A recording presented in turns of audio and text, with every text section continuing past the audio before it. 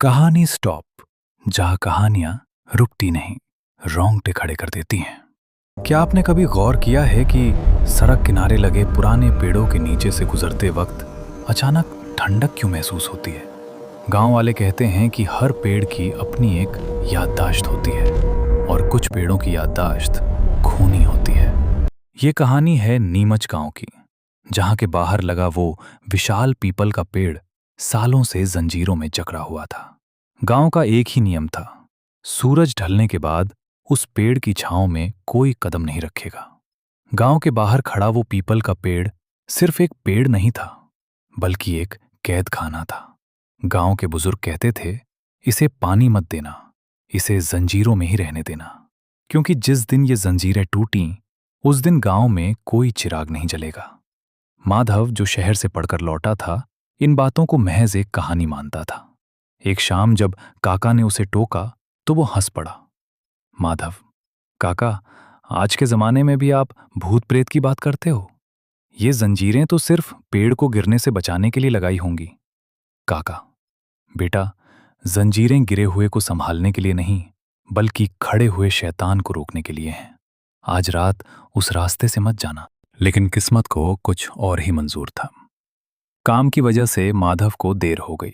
रात के 12 बज रहे थे और सन्नाटा इतना गहरा था कि माधव को अपनी ही सांसें सुनाई दे रही थीं। जैसे ही वो उस पीपल के पास पहुंचा, उसकी बाइक ने दम तोड़ दिया। माधव, धत तेरी की, अब इसे भी यही रुकना था। कोई है? कोई मदद करेगा? थोड़ी देर बाद पेड़ के ऊपर से एक सफेद कपड़ा धीरे धीरे नीचे गिरता है। माधव ऊपर देखता है तो उसे शाखाओं के बीच एक चेहरा दिखाई देता है, जिसकी आंखें कोयले जैसी काली हैं। कौन है? कौन है वहां? नीचे आओ, ये मजाक अच्छा नहीं है। माधव भागने की कोशिश करता है, लेकिन उसके पैर जमीन में धंसने लगते हैं। पेड़ की जंजीरें अचानक हिलने लगती हैं। अचानक हवा बर्फीली हो गई। माधव ने देखा कि जिन जंजीरों को वो मजाक समझ रहा था, वो अब अपने आप खुल रही थीं। पेड़ से एक औरत की चीख गूंजी, मेरा बदला अभी अधूरा है। पेड़ की टहनियां हाथ की तरह माधव को जकड़ने लगती हैं। माधव जोर जोर से चिल्लाता है, पर उसकी आवाज गांव तक नहीं पहुंचती। अगली सुबह गांव वाले पेड़ के पास पहुंचते हैं। माधव वहां नहीं था, लेकिन पेड़ के पास उसकी बाइक खड़ी थी और जंजीर में एक नई घड़ी फंसी हुई है। माधव कभी नहीं मिला, लेकिन उस दिन के बाद से उस पीपल के पेड़ पर एक और जंजीर बढ़ गई।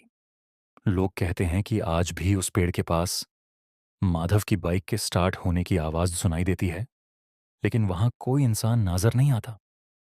तो दोस्तों, ये थी खूनी पीपल की दास्तान। क्या आपके पास भी ऐसी कोई डरावनी कहानी है? हमें कमेंट्स में जरूर बताएं, शायद अगली कहानी आपकी हो। वीडियो पसंद आया हो तो चैनल को सब्सक्राइब करना ना भूलें, लाइक करें और अपने उन दोस्तों को शेयर करें जो रात में अकेले बाहर निकलने से डरते हैं। मिलते हैं अगली कहानी पर, सिर्फ कहानी स्टॉप में। तब तक के लिए बचकर रहिएगा।